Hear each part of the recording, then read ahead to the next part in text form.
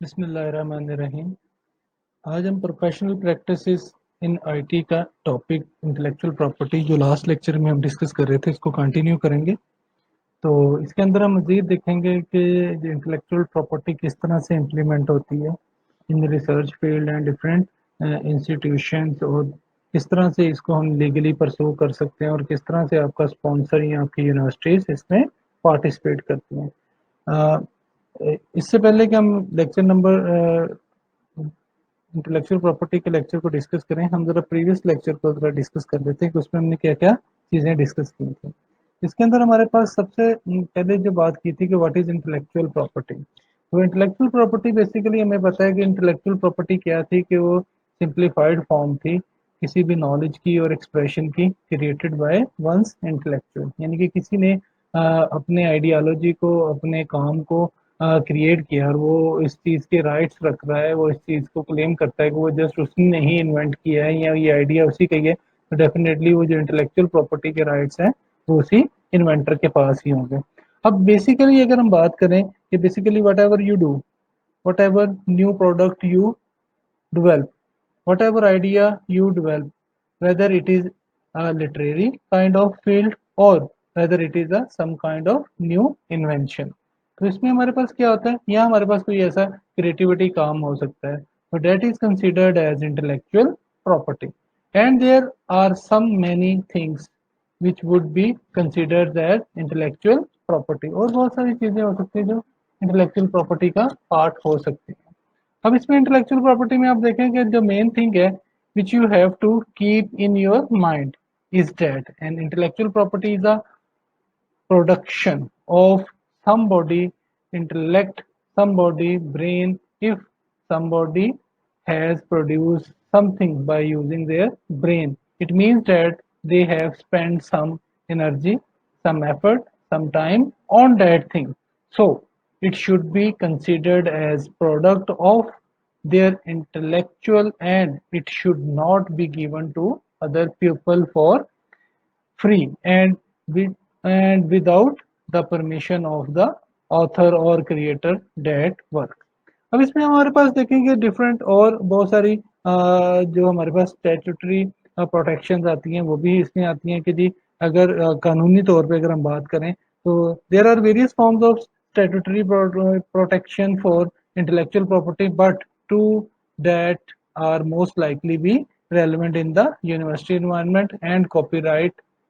Environment are copyright and patent. तो अब आप देखें कि कॉपीराइट और जो पेटेंट है ये बेसिकली हम मोस्टली यूज करते हैं यूनिवर्सिटीज के अंदर या ऑर्गेनाइजेशंस के अंदर। फॉर एग्जांपल अगर हम कोई सॉफ्टवेयर डिजाइन कर रहे हैं और उसकी फंडिंग कोई हमें आउटसाइड द कोई ऑर्गेनाइजेशन उसकी फंडिंग कर रही है उस प्रोडक्ट को बनाने में, तो डेफिनेटली जो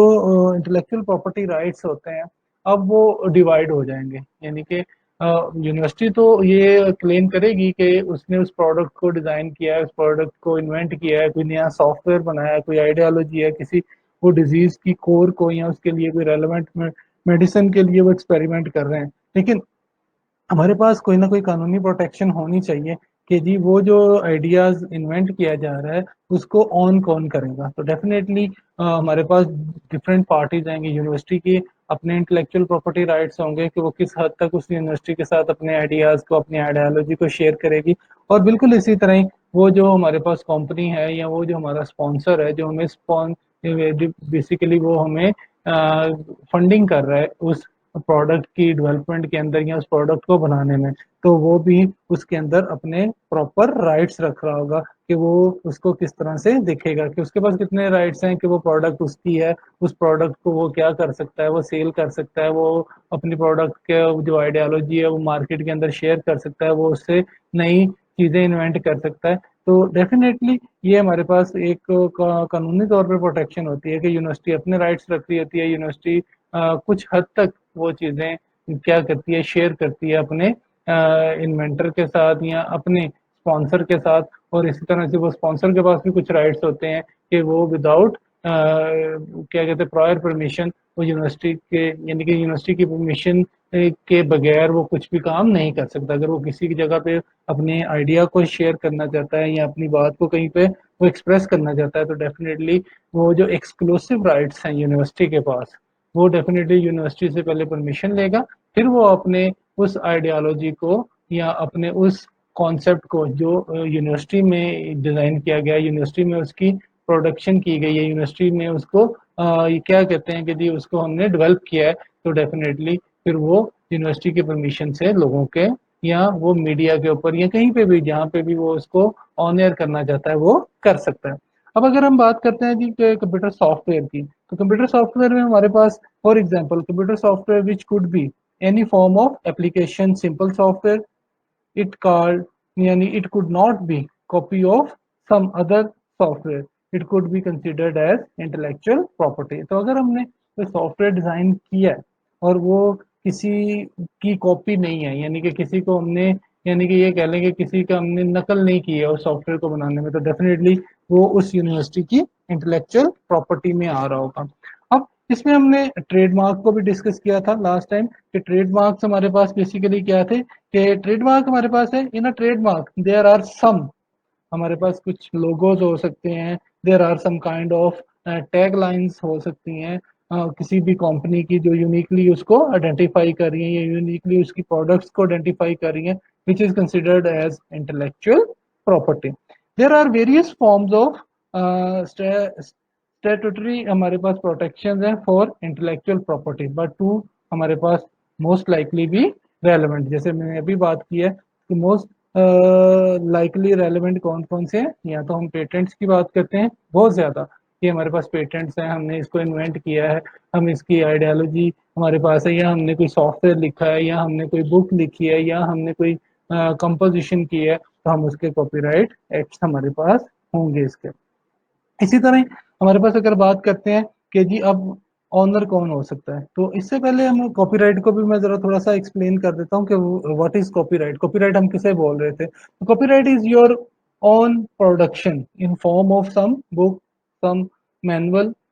ड्यूरिंग प्रोजेक्ट्स टेक स्टेप। इसी तरह हमारे पास कुछ डायग्राम्स हो सकती हैं, कोई बिजनेस एनालिसिस हो सकते हैं, and all the creativity of your mind, so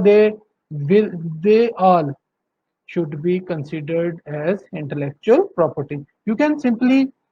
get copyright of all these things। तो इस तरह से हम इन सारी चीज़ों के कॉपीराइट ले सकते हैं। तो अगर फॉर एग्जांपल हम कॉपीराइट ले लेते हैं, तो इसका मतलब क्या है कि कोई भी ऑर्गेनाइजेशन या कोई भी आपकी परमिशन के बगैर आपके उस काम को यूज नहीं कर सकता। तो getting copyright means if somebody want to reuse them, or if they want to use it in it their work, they will have to seek permission from you। तो डेफिनेटली अगर वो कहीं पे यूज करना चाहता है तो वो डेफिनेटली आपसे परमिशन लेगा, फिर आप उसको अगर अलाउ करते हैं तो वो आपके काम को, आपके आइडिया को कहीं पे यूज कर सकता है। अब हमारे पास पेटेंट्स की भी बात कर लेते हैं कि पेटेंट्स हमारे पास क्या क्या थे। तो इसी तरह ही पेटेंट्स हमारे पास है। पेटेंट इज बेसिकली फॉर आपके पास क्या क्या थी, इन्वेंशंस थी एंड फॉर क्रिएटिविटी वर्क था। सो if some kind of new thing you have created, if you have done some new kind of new discovery and you have physically create some new invention, then you can acquire a patent। patent get very यानी कि आपके पास ये कह लें कि patents आपके पास एक कानूनी तौर पे एक आपके पास प्रोटेक्शन आ गई है कि आपने जो चीज़ें बनाई हैं, जो क्रिएट की हैं, चाहे वो फिजिकल हैं, चाहे वो टेंजिबल हैं या इनटेंजिबल हैं, डेफिनेटली वो आपकी मलकियत में होते हैं। तो हमने लास्ट टाइम ये डिस्कस किया था कि कब तक आपको इसके पेटेंट्स ले सकते हैं, आप इसके पेटेंट्स को कब दोबारा से कैसे आप इसको रजिस्टर्ड करवा के रिन्यू करवा सकते हैं। तो ये सारी चीज़ें हमने लास्ट लेक्चर में डिस्कस की थी। तो बेसिकली जो पर्पस था मेरा कि वो कॉपीराइट को मैं अगेन जरा डिस्कस कर दूं, फिर इसी के साथ ट्रेडमार्क को डिस्कस कर दिया और पेटेंट्स को। अब हमारे पास जो नेक्स्ट स्टेप है वो नेक्स्ट स्टेप है कि हु ऑन्स इट, बेसिकली इसको ऑन कौन करेगा। तो डेफिनेटली हमारे पास ये जो डिपेंड्स आता है, depends on the circumstances of the project, nature of funding and policies of the institution। अब अगर फॉर एग्जांपल हम ये बात करते हैं कि जी पेटेंट्स एंड कॉपीराइट्स आते हैं, वो हमने परफॉर्म करने हैं, तो इसके अंदर फॉर एग्जांपल अगर मैं ये बात कहूँ कि when project is start in a university environment, तो project means that you make new things और new product, there is a funding और स्पॉन्सर्ड बॉडी गिविंग फंडिंग। तो अगर ये डेफिनेटली अगर उसको कोई भी आपके पास स्पॉन्सर बॉडी आती है, वो आपको फंडिंग कर रही है, वो उस चीज़ की क्रिएटिविटी में अपना रोल प्ले कर रही है, तो डेफिनेटली वो ये राइट रखती है कि जी वो भी उसके इंटेलेक्चुअल प्रॉपर्टी का पार्ट बन सकती है। अगर फॉर एग्जांपल हम बात करते हैं ग्रांट की, तो ग्रांट का बेसिकली क्या होगा हमारे पास, इंस्टीट्यूशन शुड ऑन, इंस्टीट्यूट उसको ऑन करेगा। इसी तरह ही हमारे पास कोलैबोरेशन आती है, each should on IP it creates. तो डेफिनेटली अगर कोलैबोरेशन में आ रहा है, तो वो चाहे यूनिवर्सिटी के साथ मिलकर काम किया जा रहा है या किसी भी फंडिंग एजेंसी के साथ मिलकर काम किया जा रहा है, तो वो भी उसके वो जो इंटेलेक्चुअल प्रॉपर्टी के राइट्स हैं उसके ऊपर वो पूरी के पूरे राइट्स रख रहा होता है। इसी तरह अगर हम बात करते हैं कि फॉर एग्जांपल कोलैबोरेशन की, तो कोलैबोरेशन में हमारे पास देखें कि two universities work together. For example ये 50% जो काम है वो एक यूनिवर्सिटी करती है और 50% काम जो है वो दूसरी यूनिवर्सिटी करती है, तो डेफिनेटली दोनों के पास ये राइट्स होंगे कोलैबोरेशन के, कि वो 50% अपने काम के आईपी यानी कि इंटेलेक्चुअल प्रॉपर्टी राइट्स रख रहा होगा, और जो 50% काम हमने दूसरी यूनिवर्सिटी से करवाया है वो उसके अपने इंटेलेक्चुअल प्रॉपर्टी राइट्स रख रहा होगा। इसी तरह ही हमारे पास देखें कि सर्विस जो कॉन्ट्रैक्ट्स आते हैं वो स्पॉन्सर शुड ऑन। तो सारी बात है कि जो सर्विस कॉन्ट्रैक्ट्स हैं स्पॉन्सर शुड ऑन, यानी कि उसके साथ basically regardless of the invention policy in the, अगर आप बात करेंगे intellectual property clause, it is better to have ownership. हमारे पास जो आती होती है वो हमारे पास किस फॉर्म में आ रही होती है कि जी वो जो इंस्टीट्यूट है वो उसको फर्स्टली ऑन करे, यानी कि institution in the first instance, this thing is very important, you make something and copyright document to sign it। अब फॉर एग्जांपल अगर हम कोई सर्विस कॉन्ट्रैक्ट कर रहे हैं, तो डेफिनेटली हमारे यानी कि उस यूनिवर्सिटी और उस सर्विस कॉन्ट्रैक्टर के दरमियान में एग्रीमेंट होता है कि वो किस तरह से चीज़ों को लेके चलेगा, किस तरह से वो चीज़ों को ये प्रोवाइड करेगा, वो कैसे फंडिंग कर रहा होगा अगर वहाँ पे कहीं पे ज़रूरत पड़ती है। तो यहाँ पे आप देखिए, if you are giving up ownership of intellectual property in agreement, make sure you own it in the first place। तो आपको फर्स्टली उसको ऑन भी करना पड़ेगा। यदि अगर कोई भी आपको चीज़ की ज़रूरत पड़ती है, अगर आपको इससे रेलिवेंट कोई फोर्स की मैन फोर्स की ज़रूरत पड़ती है, अगर आपको कोई फिजिकल या टेंजिबल इनटेंजिबल एसेट की ज़रूरत पड़ती है, तो डेफिनेटली वो जो सर्विस कॉन्ट्रैक्टर है वो उन चीज़ों को, या वो स्पॉन्सर जो है उन चीज़ों की अवेलेबिलिटी को मेक श्योर करेगा। इसी तरह ही अगर हम बात करते हैं जी कि फॉर एग्जांपल अगर हम बात करते हैं कि I am paying for it, so I should on it. अब इसका मतलब क्या है कि जी अगर हम बात करें कि इन अ कोलैबोरेटिव जो हमारे पास रिसर्च प्रोजेक्ट्स आते हैं, sponsor is never playing the full cost of the research. तो डेफिनेटली वो जो स्पॉन्सर है वो फुल कॉस्ट रिसर्च की पे नहीं करता। Overhead alone do not count for the researches that the institute is bearing to project, including intellectual property expertise and often आपके पास मैचिंग फंडिंग। तो in a collaborative project the parties are working together and thus should both benefits from the result. जारी बात है कि अगर हम ये बात करते हैं कोलैबोरेटिव काम है, तो कोलैबोरेटिव का मतलब है कि एक ही ऑर्गेनाइजेशन पूरी उसकी फंडिंग नहीं करेगी, तो यूनिवर्सिटी को या उस आपके पास रिसर्च कंपनी को उसके साथ प्रॉपरली मे बी वो 50-50 भी आपके पास कोलैबोरेशन हो सकती है कि 50% जितनी भी कोलैबोरेशन है, चाहे वो टेंजिबल है या इनटेंजिबल एसेट्स की फॉर्म में आ रही है, तो 50% आपकी वो जो दोनों रिसर्च कोलैबोरेशन ऑर्गेनाइजेशन है वो उन फंडिंग को बेयर कर रही होंगी। इसी तरह अगर हम बात करते हैं जी के ऑनर की, owner ownership of the collaborative project, तो ओनरशिप हमारे पास बेसिकली क्या आती है कोलैबोरेशन की, के company shall own all foreground intellectual property conceived entirely by company personals। अब हमारे पास कंपनी आईपी की अगर बात करते हैं, university shall own all foreground intellectual property conceived entire by the university personnels, यानी कि यूनिवर्सिटी हम बात करते हैं, जैसे हमने कंपनी की हमने इंटेलेक्चुअल प्रॉपर्टी की बात की, ऐसे ही हमने यूनिवर्सिटी की इंटेलेक्चुअल प्रॉपर्टी की बात की। इसी तरह the parties shall jointly own the foreground intellectual property conceived of by at least one individual employed by company and at least one individual within the university joint IP, यानी कि आपके पास joint है, एक आपके पास इंटेलेक्चुअल प्रॉपर्टी राइट्स होंगे। अगर इसको मैं बताऊं कि जी हमारे पास फोरग्राउंड बेसिकली क्या हो सकता है, तो फोरग्राउंड का हमारे पास मतलब ये होता है कि once you have start the project whatever is done is called हमारे पास फोरग्राउंड इंटेलेक्चुअल प्रॉपर्टी कहलाता है। अब आप देखिए कि जी अगर पार्टीज हैं जो आपके पास क्या कहती हैं, parties shall jointly own any foreground intellectual property conceived of by at least one individual employed by company and at least one individual within the university. The main point are in collaborative environment who is going to be the हमारे पास honour, कि हमारे पास सबसे पहला point है कि honour कौन होगा उसका, कि ऑनर हमारे पास कौन बन रहा है। तो of the intellectual property properly I told you that if there is a company and the university, then whether the company has done, they have the ownership of that property and that has the uni is done and get the ownership that जो properly आपके पास आता है। but if there are some kind of property on which both आपके पास representative के पास अगर आ रही है of the company and uni have jointly work that will be considered as joint intellectual property. तो अगर वो कंपनी भी इसको कर रही है तो वो आपके पास यूनिवर्सिटी के भी राइट्स हैं, तो डेफिनेटली वो आपके पास जो ज्वाइंट हमारे पास क्या आती हैं, इंटेलेक्चुअल प्रॉपर्टी राइट्स आते हैं, will be given to the both parties. अगर तो यूनिवर्सिटी कर रही है तो वो आपके पास यूनिवर्सिटी की इंटेलेक्चुअल प्रॉपर्टीज है, अगर आपके पास वो कोई कंपनी के हैं तो डेफिनेटली वो कंपनी की वो मलकियत होंगी। तो अगर वो कंपनी और यूनिवर्सिटी दोनों मिलके इकट्ठे किसी कोलेबोरेशन पे काम कर रहे हैं तो वो यूनिवर्सिटी भी उसको ऑन करेगी और वो कंपनी भी इसको ऑन करेगी, तो जिसको हम क्या बोलते हैं, जॉइंट इंटेलेक्चुअल प्रॉपर्टी राइट्स बोलते हैं। अब आप देखें कि इसमें हमारे पास बेसिकली देखें each party agrees to disclosure आपके पास प्रोम्प्टली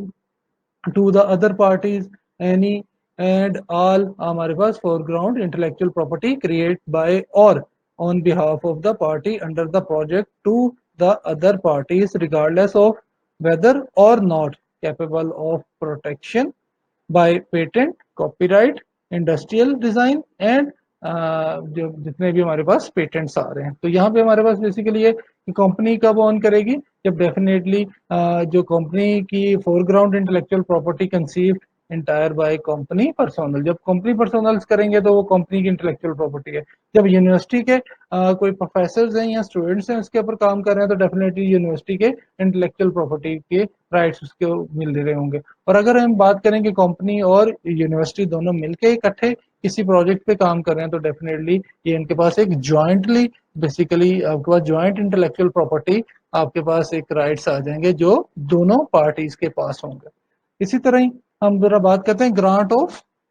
राइट्स की। अब जब ग्रांट ऑफ राइट्स की बात करते हैं तो जी सबसे पहले हमारे पास आता है what rights of use that are given to sponsor और institution, again depends on the nature of project. अब आप देखिए कि प्रोजेक्ट की नेचर क्या है, कि प्रोजेक्ट बेसिकली किससे रेलेवेंट है। मे बी प्रोजेक्ट आपके पास गवर्नमेंट प्रोजेक्ट्स होते हैं, वो डिफरेंट हम प्राइवेट ऑर्गेनाइजेशन को या प्राइवेट रिसर्च कंपनीज को दिए जाते हैं कि आप इसके ऊपर हमें रिसर्च करके दें, इसके ऊपर हमें प्रोडक्ट्स को डिजाइन करके दें। तो इसी तरह ही अगर उसकी हमें नेचर का पता चल जाता है तो डेफिनेटली उसके अंदर जो भी पॉलिसीज हैं, जो प्रोसीजर्स हैं, वो सारे के सारे उस पर बेस कर रहे होते हैं। तो ग्रांट ऑफ राइट्स में फिर वो जो जितनी ऑर्गेनाइजेशन उस सिस्टम का पार्ट होंगी वो सारे के सारे अपने इंटेलेक्चुअल प्रॉपर्टी राइट्स रख रहे होंगे। अब इस पे आप देखेंगे फॉर एग्जांपल अगर हम बात करते हैं कि जी कि आपके पास वो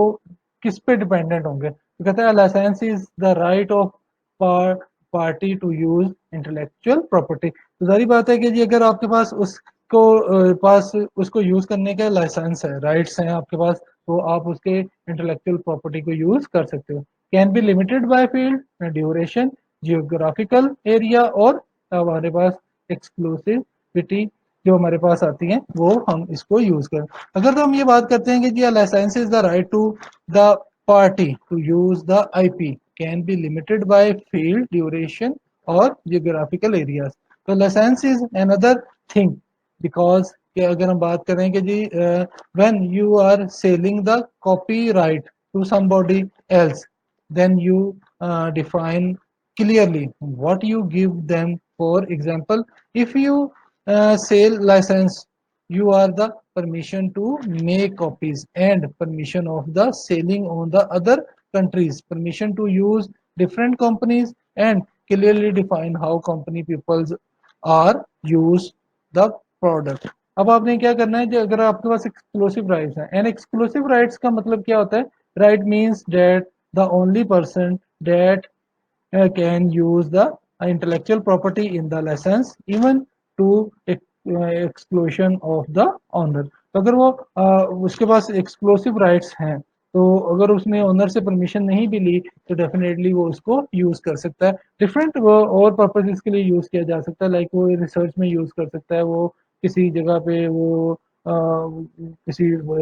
एजुकेशनल इंस्टीट्यूट्स में यूज कर सकता है। ये सारे के सारे राइट्स हमारे पास किसमें आते हैं? कि ग्रांट ऑफ राइट्स में आ रहे होते हैं। इसी तरह ग्रांट ऑफ राइट्स में अगर हम बात करें तो grant of rights should be given as a time limit option. तो यहाँ पे हमारे पास टाइम लिमिट ऑप्शन भी होती है कि कितने टाइम के लिए हमारे पास उसके ग्रांट्स हैं। फॉर एग्जाम्पल अगर हम लाइसेंस की बात करते हैं कि जब आप किसी कंपनी को प्रोडक्ट सेल करने का कहते हैं या उसके पास वो कॉपीराइट्स होते हैं, तो बेसिकली उसको क्या करना होता है? परमिशन लेना होती है। फॉर एग्जांपल पाकिस्तान में अगर कोई प्रोडक्ट को डिज़ाइन किया गया है, तो वो अगर हम सेल करना चाह रहे हैं यूएसए के अंदर, तो डेफिनेटली हमें वो उससे पहले परमिशन लेनी पड़ेगी। तो permission to use different countries,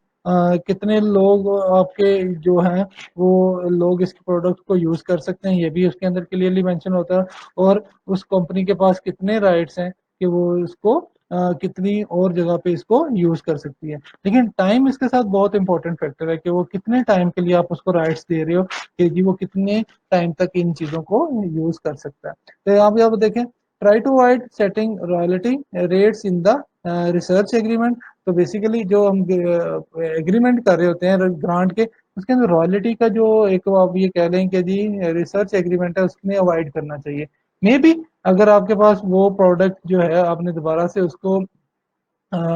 किसी के साथ कमिटमेंट करनी है, तो डेफिनेटली आप फिर एक नए तरीके से नए पैरामीटर्स पे नए रेट्स के ऊपर आप उनके साथ एग्रीमेंट कर सकते हैं। अगर तो आपने पहले से ही सेटिंग कर रखी है कि रिसर्च एग्रीमेंट ये होगा, 1 साल के बाद हम इतने चार्जेस लेंगे, 1 साल के बाद ये चार्जेस इतने परसेंट इंक्रीज हो जाएंगे, तो डेफिनेटली आपको उस एग्रीमेंट को फॉलो करना पड़ेगा। अगर आप उस एग्रीमेंट को फॉलो करेंगे तो डेफिनेटली मे बी आपकी ऑर्गेनाइजेशन को लॉस हो सकता है, कि उस टाइम के ऊपर आपको जो फंडिंग थी वो कम फंडिंग में वो प्रोजेक्ट आपने कंप्लीट कर लिया, मे बी अब वो जो सिनेरियो है वो चेंज हो गया, तो उसके ऊपर आपकी कॉस्ट ज्यादा आ रही है। और लेकिन जो एग्रीमेंट के अंदर आपने चीजों को लिख रखा है या जो एग्रीमेंट आपने किया हुआ है उसके अंदर वो चीजें आपकी उस कॉस्ट को बेयर नहीं कर पा रही हैं, तो इसलिए अवॉइड करना चाहिए रॉयल्टी रेट्स को in the research agreement. Once the sponsor turn down option, you should have freedom to deal with IP as you see fit. तो जिस तरह से आपको कन्वीनियंट लगता है आप उस तरह से अपने एग्रीमेंट को लिख सकते हैं, आप एग्रीमेंट को कर सकते हैं। तो अगर फॉर एग्जांपल अगर ये बात की जाए, if sponsor not buy its your intellectual property to anybody to sell, तो डेफिनेटली आप उसको किसी के साथ भी किसी को भी सेल कर सकते हैं। अगर वो जो स्पॉन्सर है वो turn down option, you should have freedom to deal with IP as you see fit, तो जहां पे भी आपको लगता है कन्वीनियंट है आप इसको जाके किसी के साथ शेयर कर सकते हो या किसी को जाके आप बेच सकते हो अपने उस आइडिया को, आइडियोलॉजी को। अगर हम रिटेन राइट्स की बात करते हैं, तो रिटेन जो हमारे पास राइट्स होते हैं उसमें basically if you do not own the intellectual property, और हमारे पास जो granting an exclusive right to use the IP to someone, then you need to retain the right to use the IP for your researcher. तो आप इसको अपने researchers के लिए अपनी प्रोडक्ट्स के लिए यूज कर सकते हो। This would include the right to use the IP for research, teaching, publication and other purposes, आप उसको जाके वहां पे यूज कर सकते हो if you don't own the IP. अब यहाँ पे आप देखो कि अगर आप अपने इंटेलेक्चुअल प्रॉपर्टी राइट को ऑन नहीं कर रहे और the granting an exclusive right to use the IP to someone, then you need to retain the right to use the IP for your research. तो आप उसको अपनी किसी रिसर्च के अंदर, टीचिंग के अंदर, पब्लिकेशंस के अंदर देखें, हम बहुत सारे रिसर्च पेपर लिख रहे होते हैं, तो उसकी बहुत सारी हमारे पास क्या होती है, कॉपीज होती हैं। तो हम उन कॉपीज को, अपनी रिसर्च को different institutes, different organisation, even इसको हम रिसर्च के लिए, टीचिंग के लिए भी यूज कर सकते हैं। Be aware of how giving up ownership of IP affects the rate rest of the agreement। जो हमारे पास पर्टिकुलरली द पब्लिकेशंस क्लॉज जो आती हैं, एंड कॉन्फिडेंशियलिटी क्लॉज हमारे पास आ रही होती हैं। तो इसके, इनके जरिए से हम जो अपने राइट्स हैं उनको रिटेन कर सकते हैं। अब फॉर एग्जांपल अगर हम बात करते हैं कि यहाँ पे when you write the agreement and licence all clauses are written, तो हमें ये सारी की सारी क्लॉजेज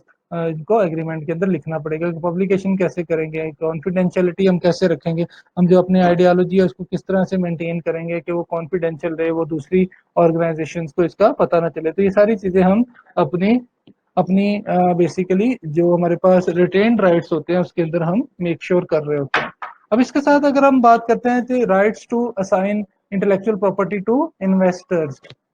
इन्वेस्टर्स, तो इसके अंदर हमारे पास बेसिकली क्या होता है कि अगर हम इन्वेस्टर्स की बात करते हैं तो इन्वेस्टर्स में हमारे पास बेसिकली जो पॉइंट्स आते हैं वो ये है कि जी यूनिवर्सिटी में साइन ऑल राइट्स। अब यूनिवर्सिटी के पास सारे राइट्स होते हैं साइन करने के, टाइटल के, इन इंटरेस्ट के, विच द यूनिवर्सिटी में in further have in university IP and joint IP to the university inventors according to university's invention policy and do the term and the condition of this। Next हम बात करते हैं indemnity की और liability की। तो basically indemnity क्या होता है कि important not to be responsible for use of the IP by the sponsor. अब इंडेमनिटी बेसिकली खसारा होता है। फॉर एग्जांपल अगर कोई कंपनी है जो यूनिवर्सिटी की प्रोडक्ट को यूज़ कर रही है, तो उसको इस बात की कोशिश करनी पड़ेगी या उसको इस बात का ख्याल रखना पड़ेगा कि यूनिवर्सिटी की रिस्पेक्ट के ऊपर, यूनिवर्सिटी को की डिग्निटी के ऊपर या उसके ऑनर के ऊपर कोई भी हर्ज ना है, यानी कि यूनिवर्सिटी को उससे कोई भी नुकसान ना हो। तो बेसिकली ये कह सकते हैं कि हमारे पास ये एक लीगल प्रोटेक्शन है कि अगर यूनिवर्सिटी के अगेंस्ट कोई भी बात हो रही है, या यूनिवर्सिटी के डाटा को या यूनिवर्सिटी के इंटेलेक्चुअल प्रॉपर्टी राइट्स को यूज़ किया जा रहा है, तो यूनिवर्सिटी इसको गवर्नमेंट कोर्ट के अंदर परसू कर सकती है और इसके ऊपर लीगल एक्शन ले सकती है। तो यहाँ पे आप देखें, the company shall indemnify and save harmless the university against all claims resulting from the use of by the company or its affiliation। जो भी एप्लीकेशन आते हैं या एफिलिएट्स आते हैं, its customers or the license of any deliverable or intellectual property developed by the university or the university under this agreement. तो अगर इस एग्रीमेंट के अगेंस्ट उनको कोई भी नुकसान होता है, तो अगर उन्होंने एग्रीमेंट किया हुआ है और उसके बावजूद भी उनको कोई नुकसान हो रहा है, तो डेफिनेटली उसका जो खसारा है वो यूनिवर्सिटी के पे नहीं करेगा। तो बेसिकली ये हमारे पास एक ये कह लें कि मैंने जैसे भी बताया कि आपके पास कानूनी तौर पे आपकी प्रोटेक्शन कर रहा होता है कि जी अगर कोई भी कंपनी आपकी प्रोडक्ट को यूज़ कर रही है, तो अगर उससे कोई नुकसान होता है तो आपको उसको लीगली परसू कर सकते हैं। अब जो नेक्स्ट हमारे पास आ रहा है वो बेसिकली है जी कि लिमिटेशन ऑफ लाइबिलिटी। अब लिमिटेशन और लाइबिलिटी बेसिकली क्या हो सकती है हमारे पास, कि अगर हम बात करते हैं जी के लाइबिलिटी की, तो लिमिटेशंस में हमारे पास ऑलमोस्ट ये होता है कि जी आपको पता है कि 80% दुनिया के अंदर जो 80% प्रोडक्शन हो रही है या प्रोजेक्ट्स पे काम हो रहा है वो यूनिवर्सिटीज़ में हो रहा होता है। जो गवर्नमेंट या दूसरी डिफरेंट ऑर्गेनाइजेशंस यूनिवर्सिटीज़ को फंडिंग प्रोवाइड कर रही होती हैं कि डिफरेंट प्रोजेक्ट्स के ऊपर, और यूनिवर्सिटी के वो जो प्रोफेसर होते हैं या उनकी रिसर्च टीम होती है उन चीज़ों को प्रोड्यूस कर रही होती है, तो उसके ऊपर रिसर्च चल रही होती है। तो अगर हम ये बात करें कि जी तो जो उसके पास इंटेलेक्चुअल प्रॉपर्टी राइट्स हैं, तो डेफिनेटली एक्सक्लूसिवली जो इंटेलेक्चुअल प्रॉपर्टी राइट्स हैं वो उस यूनिवर्सिटी के पास होते हैं जिन्होंने उसको डेवलप किया होता है। चाहे वो कोई सॉफ्टवेयर हो सकता है, चाहे वो कोई और आपके पास रिसर्च से रिलेटेड कोई आपके पास एक्टिविटी हो सकती है, तो उसके जितने भी प्रॉपर्टी राइट्स हैं वो उस यूनिवर्सिटी के पास होते हैं। यहाँ पे अगर आप देखें, the institution shall not be liable for any direct, indirect, consequential or other damages suffered by the sponsor or any third party resulting from the use of data or intellectual property developed under this agreement. Protocol आ सकते हैं और clinical trial except to the extent such damages arise from the negligence or willful misconduct of the institution. तो इसी तरह ही for example अगर हम बात करते हैं कि जी कोई भी डैमेजेस आ रहे हैं, कोई भी क्लेम्स आ रहे हैं, तो वो डेफिनेटली वो अब जो इंस्टीट्यूशन है वो तो उसको shall not be liable for any direct indirect consequence, जो भी उसके कंसिक्वेंशनल और अदर डैमेजेस आ रहे हैं उसको वो सफ़र करने के लिए एलिजिबल नहीं है। तो ज़ाहिर बात है कि जी अगर वो ऑर्गेनाइजेशन ने कोई एग्रीमेंट कर रखे हैं तो वो उन चीज़ों को बेयर करेगा जो उसके डैमेजेस आ रहे हैं। लेकिन जो यूनिवर्सिटीज़ हैं, यूनिवर्सिटीज़ बेसिकली अभी हमने बात की इंडेमनिटी अपने पास कोई ना कोई प्रोटेक्शन रूल्स रख रही होती है जिसकी वजह से उसको कोई भी नुकसान नहीं हो रहा होता। फॉर एग्जांपल अगर यूनिवर्सिटीज़ में हम बात करते हैं कि इलेक्ट्रॉनिक बल्ब जो है वो इन्वेंट किया है, तो वो डिफरेंट ऑर्गेनाइजेशंस को, डिफरेंट कंपनीज को, इलेक्ट्रॉनिक कंपनीज को वो लाइसेंस देती है कि उसको रिप्रोड्यूस किया जाए। अगर इसमें कोई भी नुकसान होता है तो डेफिनेटली उस इंस्टीट्यूशन को उसका कोई भी फर्क नहीं पड़ेगा, ना उसको कोई डैमेज होगा। बेसिकली वो उस स्पॉन्सर को या उस आपके पास कह लें कि जी कॉन्ट्रैक्टर को उसका नुकसान होगा कि अगर उसको उसकी वजह से कोई भी परेशानी का सामना करना पड़ रहा है। तो the entire risk as to use the data and intellectual property and the design development manufacture offering for sale or other आपके पास disposition आती हैं and the performance of all products incorporating same including but not limited to the study drugs is assumed by the sponsor। तो इसी तरह ये सारे के सारे हम ये कहते हैं कि ये हम अज्यूम कर सकते हैं कि ये जितनी भी चीज़ें हैं, चाहे वो सेल के लिए है, चाहे वो उसको किसी जगह पे वो मैन्युफैक्चर कर रहा है, डेवलप कर रहा है, डिज़ाइन कर रहा है, तो वो सारे की सारी चीज़ों का खुद ही रिस्पॉन्सिबल होगा। तो इसमें लिमिटेशन जो है वो लायबिलिटी की क्या होती है कि यूनिवर्सिटी को इसका ऐसा इतना नुकसान नहीं होता है एज़ कम्पेयर टू अगर हमने किसी दूसरी ऑर्गेनाइजेशन के साथ इसके जॉइंट कोलैबोरेशन रखी हुई है। तो वो डेफिनेटली यूनिवर्सिटी में इसकी रिसर्च होती है, इसके बारे में इन्वेंशंस होती हैं और जो बाकी जो सीक्वेंस होता है कि उसको उससे डिज़ाइन से उन चीज़ों को प्रोडक्ट बनाना है, उन प्रोडक्ट्स को डिज़ाइन करना है, उनको मैन्युफैक्चर करना है या उनको सेल करना है, ये ऑल जितनी रिस्पॉन्सिबिलिटीज़ जो होती हैं वो डेफिनेटली रिस्पॉन्स जो आपका स्पॉन्सर होता है उसके एंड पे आ रही होती है। इसी तरह ही अगर हम बात करते हैं कि लायबिलिटी है तो लायबिलिटी की हमारे पास प्रोटेक्शन कितने साल तक हो सकती है, तो डेफिनेटली अगर किसी ने कोई चीज़ इन्वेंट की है तो वो उसकी लाइफ प्लस 50 ईयर्स तक वो उसकी मलकियत रह सकते हैं, यानी कि वो इंटेलेक्चुअल प्रॉपर्टी राइट्स रख सकता है। ऐसे वो 20 ईयर्स भी हैं, 50 हैं, 15 हैं और 10 ईयर्स हैं। जैसे जैसे आप पे करते रहते हो, लाइक जैसे अगर the payment of the statutory जो आपके पास फी है अगर आप उसको पे करते रहते हैं तो डेफिनेटली वो इंटेलेक्चुअल प्रॉपर्टी राइट्स आपके पास ही रहते हैं। अगर आप कहीं पे उसको पे नहीं करते तो डेफिनेटली जो आपका लाइसेंस होता है एक्सपायर हो गया, तो उसकी एक्सपायरी के बाद कोई भी ऑर्गेनाइजेशन या कोई भी इंडिविजुअल आपकी उस इनोवेशन को या उस आपके जो इंटेलेक्चुअल प्रॉपर्टी को अपने डिफरेंट पर्पजेस के लिए यूज कर सकता है।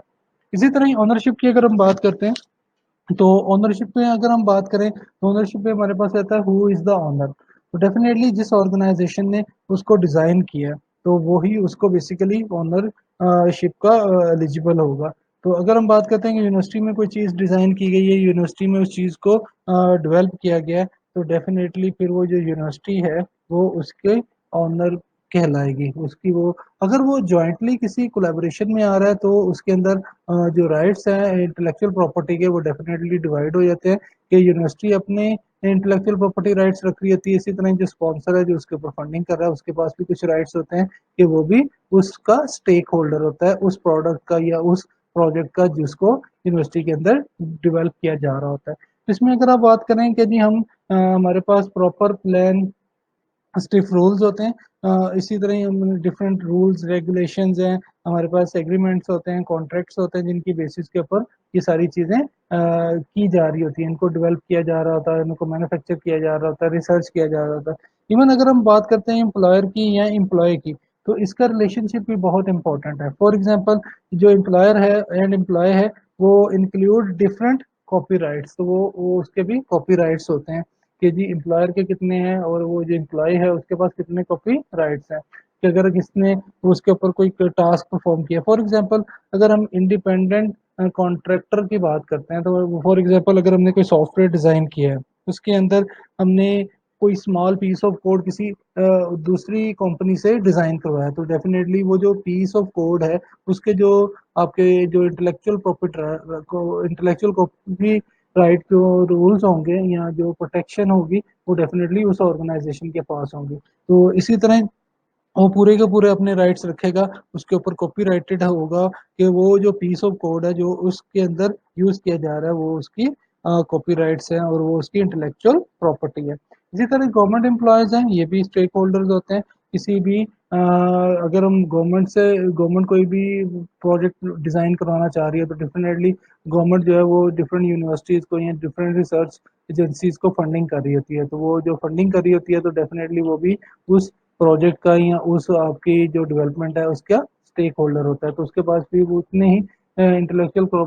प्रॉपर्टी राइट्स होते हैं जितने किसी यूनिवर्सिटी के पास होते हैं, जितने किसी डेवलपर के पास या डेवलपमेंट टीम के पास होते हैं। ऐसे ज्वाइंट ओनरशिप की बात होती है तो ऐसे ही ज्वाइंटली टू डिफरेंट ऑर्गेनाइजेशंस मिलके एक ही टास्क को परफॉर्म कर रही हैं, तो वो जो उनके इंटेलेक्चुअल प्रॉपर्टी राइट्स हैं वो हमारे पास क्या हो रहे होते हैं कि वो शेयरेबल होते हैं। जैसे कमीशन वर्क होता है, तो कमीशन बेसिकली कुछ टास्क जो है वो कोई ऑर्गेनाइजेशन परफॉर्म कर रही है, कुछ और है वो अपने बेनिफिट्स के लिए यूज कर रही है, तो इस तरह से उनके भी इंटेलेक्चुअल प्रॉपर्टी राइट्स आपस में शेयर हो रहे होते हैं। आगे हम बात करते हैं एक्सक्लूसिव राइट्स की। तो एक्सक्लूसिव का जो बेसिक कॉन्सेप्ट है, एक्सक्लूसिव का मतलब होता है कि आपके पास होल राइट्स है, कि आपके पास जो एक्सक्लूसिव राइट का मतलब है कि जी आपके पास जितनी भी चीजें आ रही हैं वो आप उसको किस तरह से किस फॉर्मेट के अंदर देख रहे हैं। यानी कि अगर फॉर एग्जांपल हम एक्सक्लूसिव राइट्स की बात करते हैं तो जो आपके पास कंट्रोल होता है हर चीज़ का वो डेफिनेटली उस ऑर्गेनाइजेशन के पास होता है जो उसका मेन स्टेक होल्डर होता है। अब हम बात करते हैं कि मेन स्टेक होल्डर जो है वो आपको पता है कि यूनिवर्सिटीज़ होती हैं, तो यूनिवर्सिटीज़ के पास एक्सक्लूसिव राइट्स होते हैं कि वो किस तरह से उन चीज़ों को देख रही है, वो परमिशन दे रही है, वो लाइसेंस दे रही है, वो आगे ऑर्गेनाइजेशंस को जो उस इंटेलेक्चुअल प्रॉपर्टी को यूज़ कर रहे हैं क्या उनको अलाउ कर रही है कि वो दुनिया में किसी और के साथ शेयर कर सकते हैं, उसको वो रिप्रोड्यूस कर सकते हैं, वो वहाँ पे उसको जाके किसी और कंपनी के साथ उन्हीं डाटा को वो शेयर कर सकते हैं या नहीं। अगर वो कर सकते हैं तो किस हद तक ये कितने वो यानी कि लोगों के साथ इस डाटा को ये कितनी कंपनीज के साथ इसको शेयर कर सकते हैं, तो ये सारे के सारे इसमें आते हैं एक्सक्लूसिव राइट्स में आते हैं। टू कंट्रोल द होल और जो substantial part of the work. फिर हमारे पास कहता है जी reproduction in any material form आती है, कम्युनिकेशन टू द पब्लिक है, पब्लिक परफॉर्मेंस शोइंग और प्लेइंग। फिर उसके बाद डिस्ट्रीब्यूशन बाय सेल और अदर ट्रांसफर की बात आती है, और कमर्शियल रेंटल टू द हमारे पास पब्लिक है। तो ये सारे के सारे एक्सक्लूसिव राइट्स उस ऑर्गेनाइजेशन के पास है। जब हम रिसर्च की बात करते हैं तो मैं यहाँ पे आपको फिर दोबारा से बता दूं कि रिसर्च के अंदर सबसे जो बड़ा मेन स्टेक होल्डर होता है वो आपकी यूनिवर्सिटीज़ होती हैं, तो यूनिवर्सिटीज़ के पास सबसे ज़्यादा राइट्स होते हैं जो वो यूज़ करती है as a intellectual property rights के। इसी तरह हमारे पास extension of the exclusive rights जो राइट्स है। अब उस एक्सटेंशन के अंदर अगर हम बात करते हैं तो जी सर जो हमारे पास उस राइट्स में हमारे पास देखें कि परमिशन जो है फॉर एग्जांपल के फेयर डीलिंग एक्सेप्शंस की बात करते हैं कि जी जो हमारे पास डीलिंग है वो बड़ी फेयर होनी चाहिए, जो एग्रीमेंट्स हमने कर रखे हैं वो हमारे पास बिल्कुल उसी तरह ही एग्जीक्यूट होने चाहिए जिस तरह से हमने उनके साथ एग्रीमेंट साइन किए हुए हैं। तो अगर हम फॉर एग्जांपल अगर हम बात करते हैं कि जी exception of the exclusive right, तो इसका मतलब ये है कि परमिशन इज नॉट मस्ट। आपके पास अगर लाइसेंस है तो आप उस डेटा को कहीं भी यूज कर सकते हैं, क्योंकि आपने लाइसेंस लिया हुआ है, आपके पास फुल राइट्स है उस डाटा को आप चाहे डेवलपमेंट में यूज करें, चाहे रिसर्च में यूज करें, या चाहे किसी टीचिंग पर्पस के लिए भी आप उसको यूज कर सकते हैं। तो अगर फॉर एग्जाम्पल मैं कहता हूँ कि कंपनी स्टाफ है उसके अंदर कोई भी चीज जो है वो कंपनी की जो है वो लीक आउट हो जाती है, तो इसका मतलब क्या है जी कि उसके जितने भी हमारे पास जो राइट्स हैं वो डेफिनेटली उस ऑर्गेनाइजेशन की रिस्पॉन्सिबिलिटी में होंगे। तो अगर तो वो कहता है कि जी लाइसेंस है और इसके बावजूद वो उस डाटा को मिस यूज कर रहा है, तो फिर उसके ऊपर तो कोई कानूनी एक्शन हो सकता है। अगर वो लाइसेंस्ड है और उसको वो थ्रू प्रॉपर चैनल और एग्रीमेंट्स के अकॉर्डिंग ही उस इंटेलेक्चुअल प्रॉपर्टी को यूज कर रहा है, तो डेफिनेटली फिर वो उसके ऊपर पूरे राइट्स रखता है कि वो डाटा को कहाँ पे किस जगह पे शेयर कर सकता है। जैसे जियोग्राफिक की बात करते हैं, नॉन मटेरियल वर्क की बात करते हैं। नॉन मटेरियल वर्क बेसिकली हमारे पास यहाँ पे देखें क्या होता है कि नॉन मटेरियल वर्क में हमारे पास वो डॉक्यूमेंटेशन आती हैं, वो हमारे पास जो प्रोड्यूस की जाती हैं कि किसी के साथ अपनी इंफॉर्मेशन, अपनी आइडियोलॉजी, अपनी रिसर्च शेयर करने के लिए। तो इसमें हमारे पास क्या होता है, without taking prior permission to, हम क्या करते हैं कि जी उसको हम किसी के साथ शेयर भी कर रहे होते हैं, किसी को हम वो वो चीज़ बेच भी सकते हैं, या वो किसी के साथ हम जॉइंटली जो भी हम प्रोजेक्ट काम कर रहे हैं, किसी प्रोजेक्ट पे काम कर रहे हैं, उसके साथ वो आइडियोलॉजी को भी डिस्कस किया जा सकता है। तो कंपलसरी क्या है इसमें कि आपके पास लाइसेंस होना ज़रूरी है। अगर आप लाइसेंस्ड हैं तो फिर आप उस डेटा को जिस तरह से मर्जी यूज़ कर सकते हैं। तो ये हमारे पास एक एक्सेप्शन होगी एक्सक्लूसिव राइट्स की। ये लाइसेंस है, इसके बावजूद आपको ओनर से कोई भी परमिशन लेने की ज़रूरत नहीं है। जो डाटा आप यूज़ कर रहे हैं या जिस इंटेलेक्चुअल प्रॉपर्टी को आप यूज़ कर रहे हैं, वो आप थ्रू लाइसेंस यूज़ कर रहे हैं, तो आप उसको किसी भी पर्पज़ के लिए किसी भी जगह पे इस्तेमाल कर सकते हैं। आगे हमारे पास आता है जी इन्फोर्सिंग आईपी राइट्स, यानी कि इंटेलेक्चुअल प्रॉपर्टी राइट्स की बात करते हैं। तो इन्फोर्सिंग में हमारे पास जो सिविल एक्शंस आते हैं, सिविल एक्शंस अगर हम ये बात करें, if somebody violate intellectual property, जो है वो उसको वो वायलेट करता है, तो जो ओनर है वो सू कर सकता है कि, और वो कोर्ट में जा सकता है और वो डिमांड कर सकता है कुछ, यानी कि आप ये कह लें कि जी वो पैसों की डिमांड कर सकता है कि इन्होंने हमारी इस चीज़ को मिस यूज़ किया है और इन्होंने मुझसे लाइसेंस नहीं लिया और इसको इन्होंने जाके इलीगली अनऑथोराइजली यूज़ करने की कोशिश की है। ऐसे क्रिमिनल हमारे पास जो होती है प्रोसिक्यूशन आती है, तो क्रिमिनल प्रोसिक्यूशन बेसिकली होती क्या है, if court in sue and not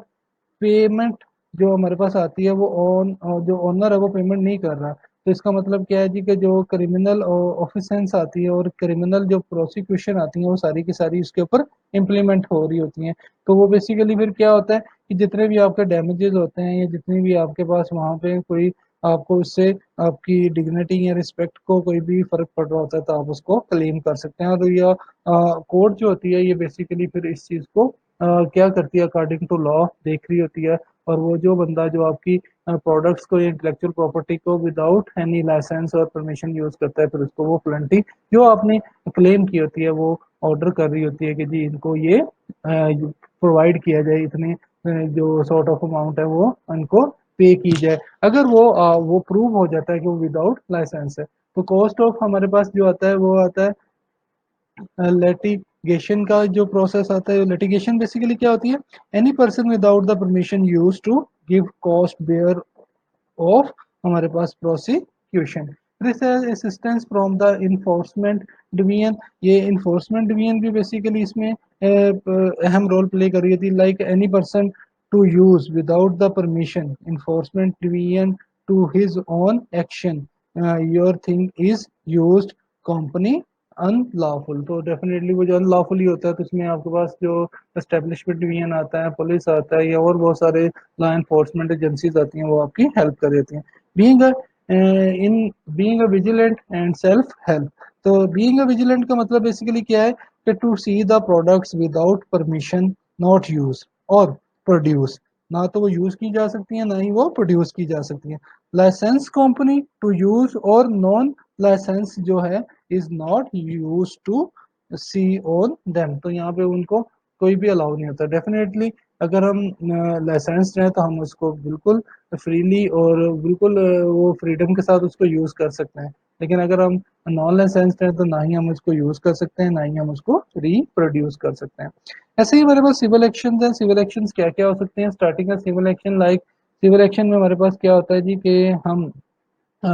कोई कंप्लेंट्स कर सकते हैं, तो उसको हम उसके बहुत सारे एडवांटेजेस होते हैं कि हमने कोई एग्रीमेंट किया हुए हैं, हमने कॉपीराइट्स लिए हुए हैं, पेटेंट्स हैं, ट्रेड सीक्रेट्स है, हमारे पास ट्रेडमार्क्स है, तो हम जाके किसी भी कोर्ट के अंदर इसको चैलेंज कर सकते हैं। फिर हमारे पास उसकी लाइबिलिटी फॉर कॉस्ट मीन के अगर कोई हर्जाने का दावा करना चाहते हैं तो वो भी हम कोर्ट के अंदर क्लेम कर सकते हैं। लेकिन ये तब कर सकते हैं जब हमने कोई एग्रीमेंट कर रखा है। अगर हमारे पास कोई एग्रीमेंट है तो उसके अगेंस्ट जाके हम कोर्ट में ये चीज़ कहेंगे कि अगर हमने इनके साथ एग्रीमेंट भी नहीं किया फिर भी ये हमारी इंटेलेक्चुअल प्रॉपर्टी को, हमारे इस डाटा को ये मिसयूज कर रहे हैं, तो हमारे पास इस तरह की और बहुत सारे जितने भी डैमेजेस आ रहे होते हैं वो हमारे सिविल एक्शन के अंदर अकोमोडेट हो रहे होते हैं। इसी तरह अगर हम बात करते हैं क्रिमिनल प्रोसिक्यूशन की, तो क्रिमिनल प्रोसिक्यूशन के अंदर हमारे पास बेसिकली जो चीज़ आती है, मेकिंग अ कंप्लेंट्स, पुलिस और इन्फोर्समेंट डिवीजन इसमें हेल्प कर रहा होता है। कॉस्ट जो अब बर्नी बाय द गवर्नमेंट आ रही होती है। नॉन जो हमारे पास आती है, नो मोनेटरी जो हमारे पास कंपनसेशन आ रही होती है। इसी तरह ही हमारे पास जो रेमेडी आ रही होती है इन टर्म ऑफ फाइन्स, और हमारे पास इन जो प्रिजनमेंट और फॉर द ऑफेंडर ऑफेंडर जो हमारे पास आ रही होती है वो सारी इसमें क्लेम की जा रही होती हैं। तो क्रिमिनल में हमारे पास देखेंगे जी, हमारे पास जितने भी है हम इसको जाके लीगली और हम इसको लॉफुली इन चीज़ों को देख सकते हैं एज अ क्रिमिनल प्रोसिक्यूशन के अंदर। अब हमारे पास आता है कि आईपी इनफ्रिंग में जो मेंट्स आती हैं, जो इनफ्रिंजमेंट्स आती हैं, वो बेसिकली क्या होती हैं। प्राइमरी इन्फ्रिंजमेंट में हमारे पास ये होता है कि आपकी परमिशन के बगैर कोई भी बंदा उसको प्रोड्यूस कर रहा है या आपकी उस चीज़ को यूज़ करने की कोशिश कर रहा है, मेकिंग प्रोडक्ट्स, वो इन चीज़ों को बना रहा है, हु डज, और हमारे पास जो काजेज आ रही हैं। तो इसी तरह ही अगर हम सेकेंडरी इन्फ्रिंजमेंट की बात करते हैं तो वो बेसिकली क्या है, एक तो वो आपसे परमिशन के बगैर उन चीज़ों को प्रोड्यूस कर रहा है, दूसरा ये उसने आगे से डिस्ट्रीब्यूटर रखे हुए हैं, वो चीज़ें सेल आउट की जा रही हैं, यानी कि वो दुनिया में कहीं और जगह पे भी इसको सप्लाई कर रहा है। तो ये सेकेंडरी हमारे पास जो आती है वो इन्फ्रिंजमेंट में आ रही होती है। तो इन्फ्रिंजमेंट आपको पता होता है बेसिकली क्या है, कि हमारे पास जो आपके पास खिलाफ वर्जी हो रही होती है, किसी चीज़ को दायरा अखलाकिया से बाहर जाके यूज़ किया जा रहा होता है, तो ये कानूनी तौर पे भी इलीगल होता है, तो इसको भी हम परसू कर सकते हैं। तो सेकेंडरी इन्फ्रिंजमेंट में देखें कि सेल्स किया जा रहा है लेट फॉर एयर और by way of trade exposes और ऑफ जो ऑफर है फॉर सेल और हायर एनी इनफ्रिंगिंग, जो भी हमारे पास इनफ्रिंजिंग जितनी भी